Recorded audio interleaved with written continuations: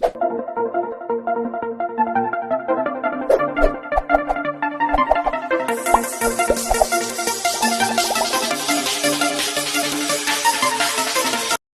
बच्चों, मैं सभी का स्वागत करता हूं फिजिक्स ज्ञान मुकेश नायक चैनल पे।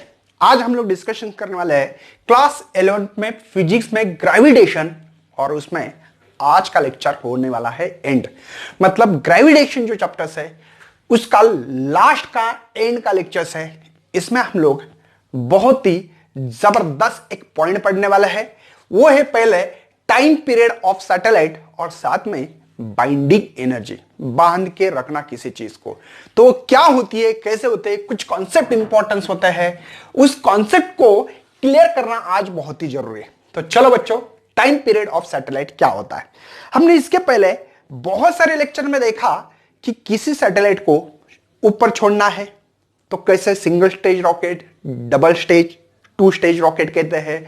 उसके बाद उसको गोल घुमाना है तो क्रिटिकल ऑर्बिटल वेलोसिटी कहते हैं। अगर अर्थ ग्रेविटेशन फील्ड से जुदा होना है, अलग होना है, उसके लिए मैंने कहा था एस्केप वेलोसिटी होती है। बाइंडिंग एनर्जी के लिए हम लोग पढ़ने वाले हैं पोटेंशियल एनर्जी और काइनेटिक एनर्जी, उसके लिए भी बात होने वाली है। तो पीरियड किसको कहते हैं, जो मतलब ये हमारी अर्थ भैया, अर्थ का रेडियस है, मास ऑफ द अर्थ है। कोई सैटेलाइट एक सर्टेन हाइट पे, सर्टेन हाइट तो पता है सभी लोगों को, है ना, जैसे कि पोलर सैटेलाइट है तो 500 से 800 किलोमीटर, और जो इक्वेटोरियल होते हैं मतलब कम्युनिकेशन, वो होते 36,000 किलोमीटर पे छोड़ने के बाद वो रिवॉल्व करते हैं, झुम झुम झुम झुम झुम झुम झुम झुम, समझे। तो ऐसे ही इस सैटेलाइट को भैया हम लोग गोल घुमाने वाले हैं अर्थ के ऐसे बाजू बाजू। मेरा सर्कल इतना अच्छा नहीं आता है ना सर, इतना होता है क्या गंदा। चलो कोई प्रॉब्लम नहीं, बात समझ में आ रही है। Okay, all is well. ये है। अब इसमें क्या है कि ये आर सरफेस से जो ऊपर छोड़ा है इसको कहते हैं हाइट, और ये हम मान रहे हैं सैटेलाइट मानो ऑब्जेक्ट। हम लोग सैटेलाइट की पढ़ाई कर रहे हैं ना, तो सैटेलाइट बोलेंगे, ठीक है ना। इसका मास है यम, सैटेलाइट का मास of the earth capital M है, और यह सैटेलाइट जो घूम रहा है ऐसे, तो यहां से centre to mass of the satellite का जो डिस्टेंस है उसको स्मॉल आर, मतलब यहां पे एक बात समझ में आ रही है, स्मॉल आर बन रहा है radius of earth plus height. कोई शक है भैया। तो टाइम पीरियड ऑफ सैटेलाइट की जो डिफाइन लिखी जाएगी उसको हम लोग कह सकते हैं क्या, है ना, time taken by satellite to complete one revolution, एक रिवॉल्यूशन कंप्लीट करना, उसको टाइम पीरियड ऑफ सैटेलाइट करेंगे। ठीक है, द टाइम टेकन कैसे लिखेंगे आप लोग, define the time taken by satellite to complete one, है ना, revolution, to complete one revolution is called as the time period of satellite. इसको टाइम पीरियड ऑफ सैटेलाइट एक डिफाइन लिख रहे हैं, स्टैंडर्ड डिफाइन होना चाहिए इसलिए डिफाइन लिखिए। अच्छी बात है सर। मतलब मैं ये कह रहा हूं कि ये सैटेलाइट यहां से निकल के वापिस अपने जगह पे आने के लिए कितना समय लगेगा, वो समय निकालना है हम लोगों को, वो समय को फाइंड करना है, डिटरमाइन करना है। तो आपने कहा कि सर इसको आप लोगों ने यहां से ऐसे वर्टिकल वेलोसिटी देते होंगे, तो जो गोल घूमती है उसको क्रिटिकल वेलोसिटी कहते हैं भैया, जो गोल होती है उसको orbital velocity. Orbital velocity, critical velocity एक ही वर्ड्स है। मतलब वेलोसिटी क्या होता है, तो डिस्प्लेसमेंट अपॉन टाइम। क्या होगा, डिस्प्लेसमेंट अपॉन टाइम, ठीक है। और ये जो स्पीड है भैया, ये क्रिटिकल स्पीड है। क्यों, गोल घूमने वाली स्पीड को ऑर्बिटल या क्रिटिकल कहा जाता है, ठीक है। तो डिस्प्लेसमेंट कैसा है, ये जो है एक्चुअली स्पीड कह सकते हैं, डिस्टेंस अपॉन टाइम बोला तो अच्छा लगेगा, डिस्प्लेसमेंट 0 हो जाएगा ऐसे बोल सकते, तो घबराना मत। तो ये जो है डिस्प्लेसमेंट मत कैसे कर रहा है, ये सैटेलाइट गोल घूम रहा है, मतलब एक कंप्लीट रिवॉल्यूशन करना, उसको कहते हैं टॉइस पर सरकमफेरेंस ऑफ सर्कल। उसका रेडियस है स्मॉल आर है भैया, ठीक है। डिस्टेंस सेंटर टू सेंटर से मेजर करते हैं, ये सेंट्रल फोर्स है, इसलिए divided by time, complete time हो रहा है, इसको टी कहते हैं, कैपिटल टी। अच्छी बात है सर। क्या इसके पहले हमने ऑर्बिटल वेलोसिटी पढ़ा था, याद है। ऑर्बिटल वेलोसिटी का फार्मूला था हमारे पास gm/r। आपके बुक्स में यही वैल्यू डाली, मैं यहां पुट अप करता हूं, कोई प्रॉब्लम नहीं, दोनों का मतलब एक है, ट्वाइस r/bc, समझे। इसको यहां लिया तो एक स्टेप कम करने की कोशिश कर रहा हूं, बाकी कुछ नहीं। तो t is equal to two pi square, VC की वैल्यू मेरे पास ऑलरेडी है, वो है भैया gm बाय r। कोई शक है भैया? बात समझ में आ रही है? All is well. चलो, तो t is equal to two pi by r, अगर मैं इसको ऐसा लिखूं तो मतलब सर इसको इन्वर्ट कर दिया, उल्टा कर दिया, क्यों? मल्टीप्लाई कर सकते हैं, मल्टीप्लाई करने से ये उल्टी वैल्यू हो जाएगी, denominator to numerator, denominator to numerator, numerator to denominator. इस r को अंदर लेके जाऊंगा तो टॉइस बाय r, ये हो रहा है भैया r by gm, r by capital M। ये अंदर गया तो ये होगा स्क्वायर, अरे देखो ना, ये बाहर आ गया तो स्क्वायर रूट के r आता है बाहर, तो टॉइस बाय ब्रैकेट में r क्यूब बाय gm। ये ही है period of satellite. One complete revolutions करने के लिए लगने वाला समय इतना है भैया, t is equal to two pi by root of r cube by gm। समझे? और मैं ये फार्मूला ऐसे भी लिख सकते हैं आप, t is equal to two pi by, मुझे बताओ स्मॉल r की वैल्यू मेरे पास r प्लस एच का क्यूब बाय gm। कोई शक है? ये और ये दोनों सेम है, समझे? कोई टेंशन है? आपके बुक्स में और एक चीज है कि स्क्वेयरिंग ऑन बोथ साइड किए तो मिलेगा T square is equal to 4 pi square. देखो स्क्वेयरिंग करो, ये रूट के बाहर आएगा, r क्यूब बाय gm। समझे? ये कांस्टेंट है कि नहीं? 4 कांस्टेंट है, पाई स्क्वायर की वैल्यू भी कांस्टेंट होती है, पाई की वैल्यू 3.14 और इसका स्क्वायर करो तो 9.86, करीब करीब 10 लेते हैं कुछ लोग, ठीक है ना। जी की वैल्यू कांस्टेंट है, सब लोगों को याद होना चाहिए, जी की value 6.67 into 10⁻⁻11 newton metre square पर केजी। ब्रह्मांड में कहीं भी जाओ ये वैल्यू कभी चेंज होती नहीं है। उसके बाद में मास ऑफ द अर्थ, अगर अर्थ हो या अदर प्लैनेट हो तो भी ले सकते हैं। हम लोग अर्थ के बारे में पढ़ेंगे क्योंकि सैटेलाइट हम ही लोग लॉन्च करते हैं, बाकी वाले पता नहीं है ना। तो वह 6 इंटू 10⁻24 केजी, तो कांस्टेंट है।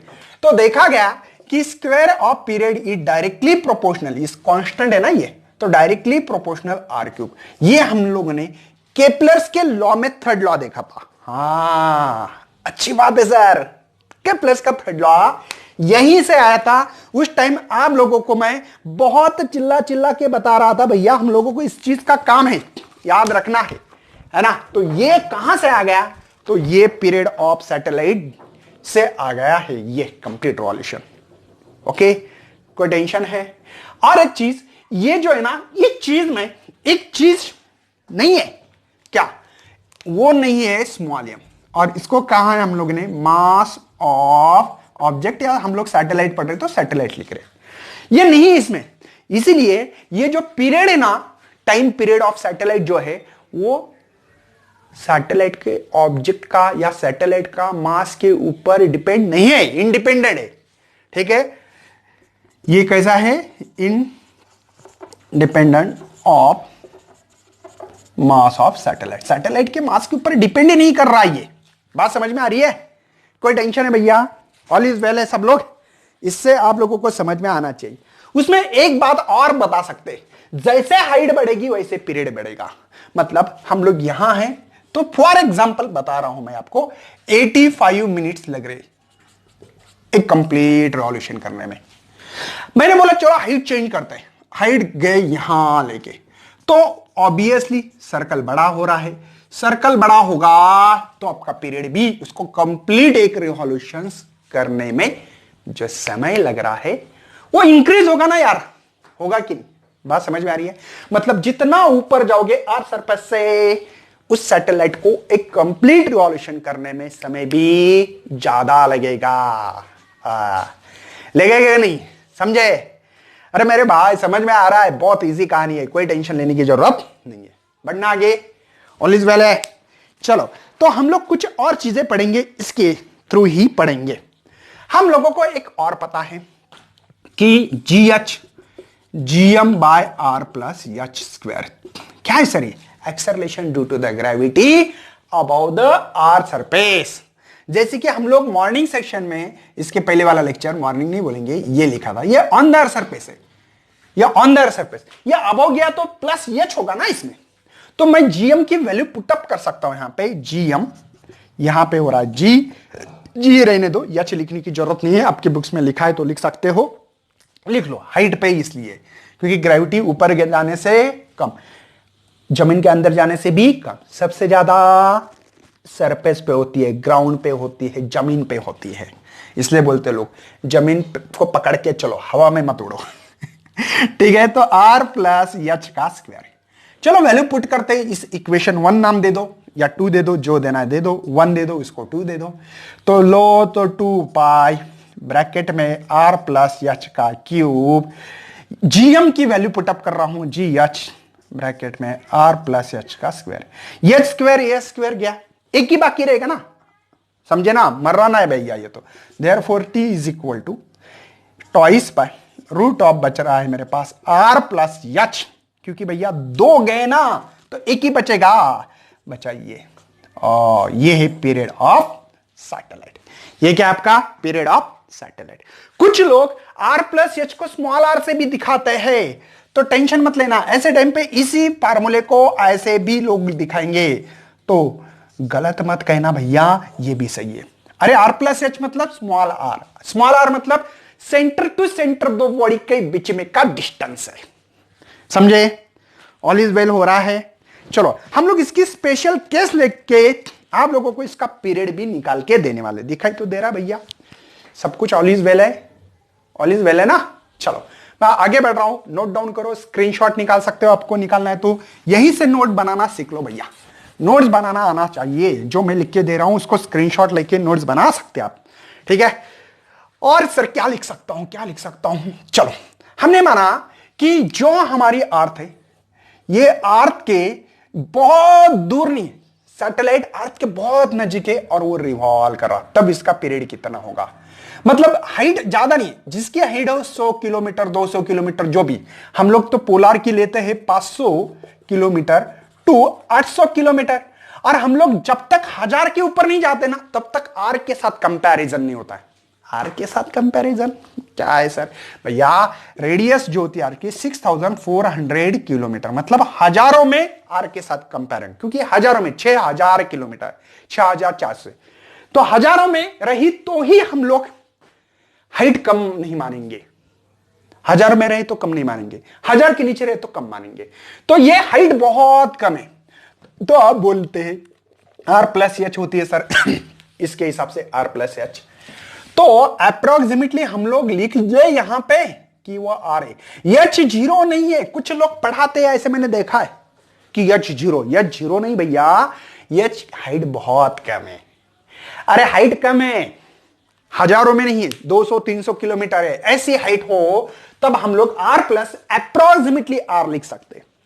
मेरी बात नहीं समझ में आ रही है, समझ में आ रहा है ना आप लोगों को, एच हाइट जीरो क्या नहीं, ये रॉन्ग है भैया, ये ऐसा नहीं लिखना चाहिए, समझे। चलो तो आपके पास जो फार्मूला है उसी फार्मूले को हम लोग आगे बढ़ाते हुए इस फार्मूले को ले सकते हैं आगे। देखो t is equal to two pi power root of r plus h के जगह पे r लिखो डिवाइड बाई जी एच। शायद ये फार्मूला सबको समझ में आता होगा, इसमें कोई टेंशन नहीं है, और ये जी एच है ना, ये जी मानते क्योंकि ज्यादा हाइट पे नहीं है तो यहां पे जी लिखो। अब हम लोगों को रेडियस पता है 6400 किलोमीटर, उसको 6.4 इंटू 10⁶ मीटर में कन्वर्ट किया, कन्वर्जन आना होना, ये आर को भैया 6400 किलोमीटर इसलिए 10⁻³ मीटर, देखो ये जो लिख रहा हूं इसको मीटर में कर दिया, 3 पॉइंट शिफ्ट किए 1 2 3, देखो 1 2 3, तो ये जीरो लिखने की जरूरत नहीं है, तो ये हो गया 6, पहले 10⁻³ पॉइंट शिफ्ट किया 3 6 हो गया, समझे। उसके बाद में जी की वैल्यू 9.8 होती है, सबको पता है, पाई की वैल्यू होती है भैया 3.14, बताने की क्या जरूरत है, तो लिखने के बाद 6.28 होगा, अरे 2 पाई की वैल्यू 6.28, पाई की वैल्यू 3.14, ये होगा भैया 6.8 10⁻⁶ डिवाइडेड बाय 9.8। अगर ये सभी कैलकुलेशन किए जाए तो इसका कैलकुलेशन 5 पॉइंट समथिंग मिलता है, 5.7 है ना, ऐसा कुछ तो मिल जाता है, 5.705 इंटू 10⁻⁴ जो वैल्यू मिल रही है 3 सेकंड, ठीक है। मतलब आपका पीरियड होगा ये 3 पॉइंट शिफ्ट करना, 1 2 3 सेकंड, मतलब भैया अगर आपका सैटेलाइट यहां से अर्थ से बहुत नजीक हो और ये घूम रहा है ऐसे अर्थ के अगल बगल में गोल गोल घूम रहा है, तो उसको 5705 मिनट लगते हैं, कितना 5705 सेकंड, सॉरी सेकंड लगते। बात समझ में आ रही है? किसी ने कहा है कि सर इसको मिनट में कन्वर्ट करो, बहुत मजा आएगा। मैंने बोला एक काम करते हैं, इसको डिवाइड बाय 60 से करते हैं। डिवाइडेड बाय 60 से करने के बाद आपको जो टाइम मिल रहा है वो 85 मिनट, ये अप्रोक्सीमेटली भैया। बात समझ में आ रही है? कितने? इतने अप्रोक्सीमेटली। मतलब ये सैटेलाइट अगर अर्थ सरफेस से नजीक हो तो इसको कंप्लीट रिवॉल्यूशंस करने के लिए 85 मिनट्स लगेंगे, लेकिन अर्थ के बहुत नजीक होना चाहिए। 85 मतलब करीब 1.5 घंटा। 1.5 घंटे में तो 90 मिनट होते हैं, इससे भी कम है ना। 85 मतलब इससे कम है, तो 1.5 घंटा मान सकते हैं। करीब 1.5 घंटा, अप्रोक्सीमेटली 1.5 घंटा लगता है अर्थ को अगर सैटेलाइट नजीक हो। जैसे कि ये पोलर सैटेलाइट, नजीक वाले सैटेलाइट, वो 1.5 घंटे में पूरा रिवॉल्यूशन करते हैं आपको। जूम, कितना जोर से घूमते होंगे, सोच लो। समझे? 85 मिनट्स लगते हैं। नोट डाउन करें भैया इस चीज को। मैं आगे बढ़ रहा हूं। पीरियड का डेंसिटी के साथ क्या रिलेशन, यहां शो दैट कैसे क्वेश्चन आता है, और ये नीट जेडब्ल्यू के लिए इंपॉर्टेंस होता है। नोट डाउन करें। अब हम लोग ने क्या, ओनली डेंसिटी दी, अर्थ या कोई प्लैनेट की डेंसिटी दी, तो उसका पीरियड कैसे निकालना है, यह सवाल आता है। तो आपको पता है कि T is equal to two pi by, actual में फार्मूला हमारे पास R plus h cube divide by GM। ये क्यूब है रे भैया ये। लेकिन हमने क्या माना, अर्थ के बहुत नजीक से हमारा सैटेलाइट घूम रहा है, नजीक से, ऐसे बहुत दूर नहीं, मतलब ज्यादा हाइट नहीं, यहां से घूम रहा है ऐसे, तो अप्रोक्सीमेटली R लिख सकते हैं। तो T is equal to two pi by root of R cube divide by GM। Question है भैया, अच्छी बात है। मास क्या होता है, वॉल्यूम इंटू डेंसिटी। डेंसिटी पढ़ते होंगे ना आप लोग, मास पर यूनिट वॉल्यूम, ठीक है ना। तो मास क्या होगा, वॉल्यूम। वॉल्यूम किसका भैया, हम लोग अर्थ के बारे में पढ़ रहे हैं। अर्थ कैसी है, स्फीयर नहीं होती है ना। हाँ मुझे पता है कि नहीं होती सर, अर्थ तो ऐसी है, स्फीयर कहाँ है ना, लेकिन मानते हैं हम लोग। और स्फीयर का जो वॉल्यूम होता है 4/3 पाई R क्यूब रो। तो इस इक्वेशन, इसको इक्वेशन 1 दो, ये इक्वेशन 2 में पुटअप करेंगे। तो T two pi by root of R cube divide by G, ये m की जगह पे 4/3 पाई R क्यूब रो। तो ये यहां पे R क्यूब मर गया, कोई शक है। 3 ऊपर जाएगा तो T is equal to two pi by root of 3। बचा क्या है मेरे पास, क्या बचा है देखो, 4, ये G देखो 4G पाई और ये रो। मुझे लगता है इस 2 पाई को अंदर डालेंगे तो और मजा आएगा। तो T is equal to root 2 का स्क्वायर होगा 4 पाई का स्क्वायर, और ये 3 डिवाइडेड बाय 4G पाई रो। मेरे ख्याल से 4 से 4 मर जाएगा, 1 पाई से 1 पाई मर जाएगा। तो यहां पे मेरे पास 3 पाई G रो ये मिलेगा। या उसको शो दैट, ऐसा भी क्वेश्चन आ सकता है भैया। या डेंसिटी दी तो न्यूमेरिकल सॉल्व कर सकते हैं, क्योंकि पाई की वैल्यू कांस्टेंट है, G की तो 6.67 10⁻11 न्यूटन मीटर स्क्वायर पर केजी स्क्वायर। तो ये भी पीरियड ऐसे भी हम लोग फाइंड कर सकते हैं। इसके बाद में हम लोग बाइंडिंग एनर्जी क्या होती है क्या नहीं, इसके ऊपर थोड़ी सी चर्चा करेंगे। इसको नोट डाउन करें, मैं आगे बढ़ने जा रहा हूं। जा रही है अभी 5.8.4 binding energy of an orbiting satellite. Orbit में जो सैटेलाइट घूम रहा है उसकी हम लोग बाइंडिंग एनर्जी निकालेंगे। वैसे तो अलग अलग निकालते हैं, जैसे कि मैं बात बता दूं आप लोगों को कि बाइंडिंग मतलब बांध के रखना। बाइंडिंग मतलब बांध के रखना, किसी को खींच के रखना, बाउंड करके रखना। नाम तो सुनूंगा बाउंड, इलेक्ट्रॉन बाउंड न्यूक्लियस। अरे पीरियोडिक टेबल, वो सभी चीजें, इलेक्ट्रॉन रिवॉल्व होता है अराउंड न्यूक्लियस, पता है ना आप लोगों ने, 9th-10th में पढ़ा है। वैसे भैया अगर किसी ने कहा है कि ये जो है अर्थ है, हाँ सर अर्थ ऐसी होती है, और इस सैटेलाइट को अगर मुझे एस्केप करना है, क्या करना है, एस्केप। देखो बाइंडिंग एनर्जी की डिफाइन ही आपकी बुक्स में है, minimum energy required to the satellite escape from earth gravitational field से एस्केप करना, ठीक है ना। मतलब इस सैटेलाइट को अगर एस्केप करना है, बाहर लेके जाना है, तो आपको कहां लेके जाना पड़ेगा, आपको r is equal to infinity, क्योंकि यहां पे इसकी जो स्पीड होती है वो 0 होगी, तब तो वो रिटर्न नहीं आएगा एस्केप फॉर्म में अगर लेके जाना है तो यहां पे उसकी जो टोटल एनर्जी है वो 0 है, और यहां पे जो इसकी जो एनर्जी टोटल भैया, मतलब टोटल एनर्जी यहां पे पोटेंशियल एनर्जी, क्योंकि रेस्ट पे है ना, यहां पे फिलहाल में रेस्ट पे, तो काइनेटिक एनर्जी का फार्मूला तो सबको पता है, हाफ एम वी स्क्वायर, और वी 0 है, रेस्ट है, यहां रेस्ट है, पहले मुझे लेके जाना है, तो काइनेटिक एनर्जी तो नहीं होगी, तो इसकी यहां पे minimum to minimum potential energy कितनी होती है, तो हमने लिखा था, याद होगा, G capital M small M divide by R. मतलब भैया अगर इतनी एनर्जी इसको दी जाए तो इसकी एनर्जी 0 होगी, टोटल एनर्जी, क्योंकि टोटल एनर्जी कंजर्वेटिव फोर्स है, पता है ना। मतलब आपको ऑन द अर्थ सरफेस पे रहा तो उसको एस्केप करने में इतनी ही एनर्जी लगेगी, लेकिन प्लस में लगेगी। भैया मेरी बात समझ में आ रही है आपको? लेकिन ये सैटेलाइट ऑर्बिटिंग कर रहा है क्या? नहीं, मेरा सवाल अलग है, ये ऑन द अर्थ सरफेस की बात है, मुझे इसको ऑर्बिटिंग सैटेलाइट को क्या करना है, बाइंडिंग एनर्जी मतलब कितनी देना पड़ेगी ताकि वो एस्केप फॉर्म में हो जाए, ठीक है, क्योंकि डिफाइन वही है, आप लोगों को escape from earth gravitation field से जुदा करना है, बाहर लेके। बाइंडिंग मतलब बांध के रखा है, किसने? अर्थ में। क्यों? ग्रेविटेशन फोर्स के कारण। समझ में आ रहा है आप लोगों को कुछ? तो आप देखो ऑर्बिटिंग में सैटेलाइट मूव होने वाला है, मतलब मैं ये कह रहा हूं, ये अर्थ है हमारी, इसका रेडियस है भैया R, O is the centre, m is the mass of the earth. Satellite यहां है, कुछ हाइट पे लेके गए और उसको ऑर्बिटिंग कर रहे, मतलब गोल घुमा रहे, गोल घुमा रहे। आपको पता है कि हाइट ये है, इसकी क्रिटिकल वेलोसिटी, इसकी जो दूरी उसको स्मॉल आर कहते हैं। अब मेरी डायग्राम इतनी अच्छी नहीं होती है, समझ लेना। स्मॉल आर मतलब क्या है, तो r प्लस एच है। अच्छी बात है सर, मतलब आप लोगों को सीधा सीधा कहना है कि इस सैटेलाइट को ऊपर लेके आपने घुमा रहे, मतलब काइनेटिक एनर्जी। किसी चीज को घुमाना मतलब क्या है भैया? घुमाना मतलब काइनेटिक एनर्जी है, और kinetic energy of this satellite, आप बाकी की चीजें लिख सकते हैं, m is the mass of the satellite, या अमका डमका फिलाना चिलाना जो लिखना लिख लो। m is the mass of the earth है, r इज द, लिख लेना, ये चीज the height of the satellite, v is the critical velocity.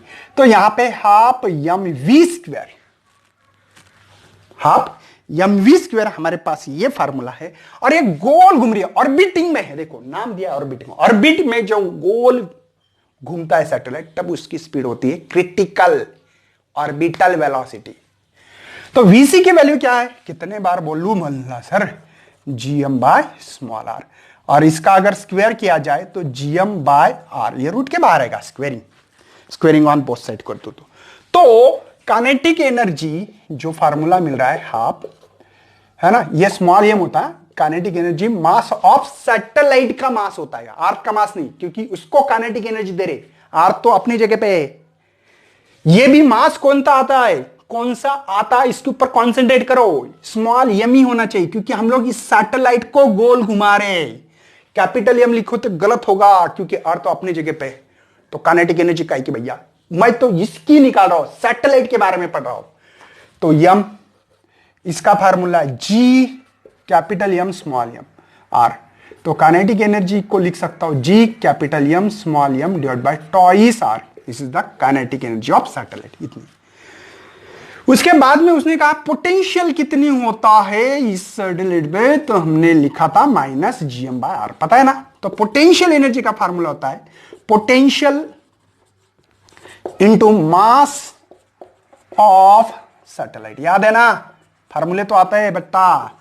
तो पोटेंशियल है माइनस जीएम बाय आर, और मास है सैटेलाइट का स्मॉल एम, तो पोटेंशियल एनर्जी लिख सकता हूं minus GM m divide by R. ये पोटेंशियल एनर्जी ऑलरेडी निकाली गई है, ऑलरेडी है, जाके चेकआउट करो। चलो, तो मुझे टोटल एनर्जी निकालना पड़ेगी, तो टोटल एनर्जी होती है kinetic energy plus potential energy. तो टोटल एनर्जी है भैया, काइनेटिक एनर्जी मेरे पास G capital M small M divide by twice R, ठीक है। आप लोग कैपिटल आर स्मॉल आर की बात कर सकते हैं, ऐसी कोई बात नहीं है, लेकिन चलो पोटेंशियल एनर्जी प्लस ये माइनस है G M M divide by R. आप लोगों को शायद पता हो कि G capital M small M twice R, ये plus minus minus G M M by R, क्या कॉमन निकालू? जो लगता है वो निकाल लो सर, आपकी मर्जी है। तो टोटल एनर्जी यहां पे G कॉमन है, M कॉमन है, स्मॉल m है और R भी कॉमन है। देखो G m बार, G m बार निकाल सकता हूं। यहां पे क्या है 1/2, देखो ना 1/2, यहां पे कुछ नहीं मतलब 1 है, -1। तो total energy G capital M small m divide bye R। यहां पे -½ समझे। और बेटा 1 रुपए में से 50 पैसे, मतलब 50 पैसे निकाल सकते क्या नहीं? तो ग्रेटर नंबर साइन आएगा ना, 1 रुपए में से 50 पैसे के 50 हाफ पैसे, लेकिन ग्रेटर नंबर साइन, तो माइनस को इधर ला लो। तो टोटल एनर्जी होगी -G capital M small m divide by twice R। मतलब भैया आपको एक पता है कि इसको लॉन्च करना है या छोड़ देना है इस रॉकेट को यहां पे ऐसे, तो ये जाएगा तो इतनी टोटल एनर्जी लगेगी इसको। लेकिन बाइंडिंग एनर्जी मतलब बांध के रखना, एक दूसरे से देखो अपोजिट है। बाइंडिंग एनर्जी अर्थ की तरफ खींच रही जूम, और मैं उसको ऊपर लेके जा रहा हूं लॉन्च, जैसे कि हम लोग ऐसे रॉकेट गिकेट देखते होगे ना, देखो ये अर्थ के अपोजिट में जूम ऐसे, और बाइंडिंग एनर्जी अर्थ खींच रही उसको, मैं खींच रहा हूं उधर, अर्थ खींच रही इधर, और मैं लेके जा रहा हूं उधर, अर्थ खींच रही उधर, दोनों अपोजिट डायरेक्शन में है। इसलिए भैया binding energy minus of total energy लिखते हैं हम लोग। रिलेशन समझ में आ रहा है? माइनस क्यों? क्योंकि मैं इस सैटेलाइट को लॉन्च कर रहा हूं, तो मैं इसको ऊपर लेके जाता हूं। देखो सैटेलाइट लॉन्च कैसे करते हैं, ऊपर लेके जाते हैं ऐसे जूम, है ना, और ग्रेविटेशनल फोर्स नीचे खींच रहा है, अपोजिट। समझ में आ रहा है? तो बाइंडिंग एनर्जी ये minus total energy minus GM divide by twice R। तो माइनस माइनस होगा प्लस, तो G capital M divide by twice R। इतनी बाइंडिंग एनर्जी होती है, GM divide by twice R, इतनी एनर्जी होती है। कुछ लोग शायद लिख सकते हैं ऐसा, binding energy is equal to G capital M small m two R plus H। कोई टेंशन नहीं, दोनों का मतलब एक ही। कभी कभी ऐसे रिलेशन भी आते हैं, बाइंडिंग एनर्जी और काइनेटिक एनर्जी का क्या संबंध है, तो सेम है। देखो binding energy is equal to the kinetic energy, same है। देखो लग रहा है कि नहीं? समझे? इसका रिलेशन भी आना चाहिए। टोटल एनर्जी और बाइंडिंग एनर्जी का क्या रिलेशन है? Binding energy is equal to minus of total energy है, खत्म। ये रिलेशन एमसीक्यूज में आता है भैया, इसलिए सीईटी नीट जेईई की प्रिपरेशन कर रहे हो तो इस पॉइंट को ध्यान रखना, अरे याद रखना पड़ेगा। लेकिन ये बाइंडिंग एनर्जी किसकी है भैया? ओनली जो satellite revolve around the earth, orbiting में घूम रहा है तब की है। ऑन द अर्थ सरफेस पे रहा ना, तो इसकी बाइंडिंग एनर्जी रहती है G capital M small m divide bye R। बस H निकाल दो, हाइट पे नहीं, ऑन द अर्थ सरफेस पे, और रेस्ट पे है, समझे? लेकिन ये सैटेलाइट ऊपर जाके रेस्ट पे है, ऊपर जाके रेस्ट पे, तो GM divide bye R plus H होता है। ये कहां है? ऑन द, देखो रेस्ट पे है एक तो, और ऑन दी अर्थ सरफेस पे, और ये है above the earth surface, above the earth surface पे है।